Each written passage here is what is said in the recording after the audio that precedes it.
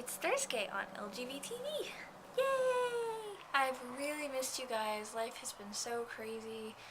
I've been moving and traveling and finishing finals, and it's just been a complete whirlwind. But I'm back, and I'm going to make it up to you by answering questions from last week when I missed my video, and answering this week's questions as well. The question from last week was, do you feel that trans people should be included in the LGBTQ community? And I absolutely do, because I think that we are all in this struggle together, like it's been said.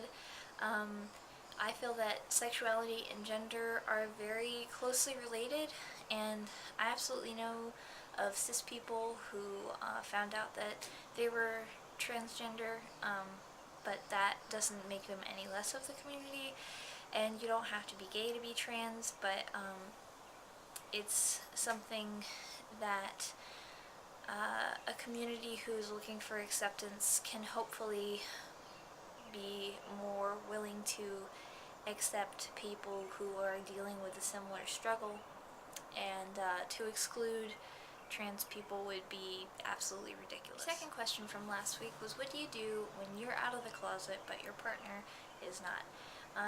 Definitely very tricky, and the person who's out of the closet has to assess whether or not they are willing to kind of be as patient as their partner would need them to be, and to think about where they want to be going in life. It's kind of difficult to balance those two things. It's definitely not impossible, but you have to assess within yourself whether or not that's going to work for you, and obviously they're two very different choices, but try to be as understanding as possible, because as you know from coming out of the closet, if you've come out of the closet, that it's not easy, and so give your partner the patience that you would have wanted to have been given, and assess whether or not the relationship can still work with the people's lives kind of going in different directions. If you can make it work, that's wonderful, and I definitely think that's possible. Our third question from last week is, what were some of your favorite childhood toys? Definitely with Laura on this one, Beanie Babies were a huge part of my childhood. Really, it was any toy that I could use my imagination with.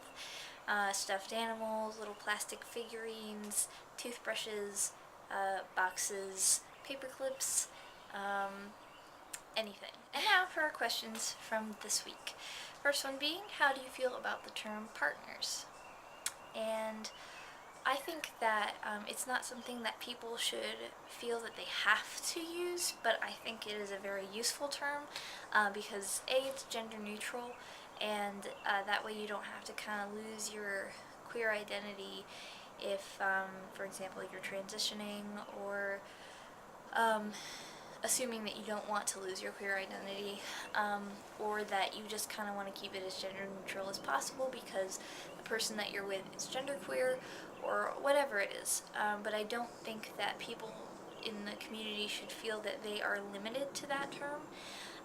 If someone is your husband or your wife, then they're your husband or your wife. I don't care what the government says. I don't care what the church says. This is all about, since labels are a necessity for us to function as human beings with different ways that we categorize things in our brains, then use whatever labels that you want. It doesn't matter. Just do with whatever you're comfortable with. Second question, a more personal question. Do you ever want to get married? I don't know. If at this point in my life it's not a focus, if I do want to get married, it's going to be much later in my life, and I take marriage very seriously, and to sum it up is that someone's going to have to be stuck with me a long time before they are stuck with me forever. It's such a serious commitment, and I think a lot of times people rush into it too fast. This is, of course, all my opinion and applies to me personally. I believe that people can figure out what's right for them, but I mean, I'm not opposed to the idea. It will probably happen one day, but that's not something that's really on my mind right now. So our last question is, what are some of your bad habits? Let's see. I worry too much. I get overly paranoid. I play with my hair a lot, touch my face, kind of like fidgeting, same vein that Laura was talking about. As a bee, I'm gonna freak the hell out. So, I missed you guys, and I'm so glad to be back and to be on summer break now, and I will be a lot less tired and stressed out in the foreseeable future. And I hope you guys had a fantastic couple of weeks, even when I didn't see you.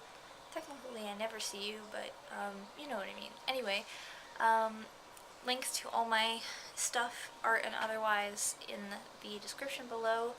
I love you so much. Thank you so much for watching. Have a beautiful Thursday.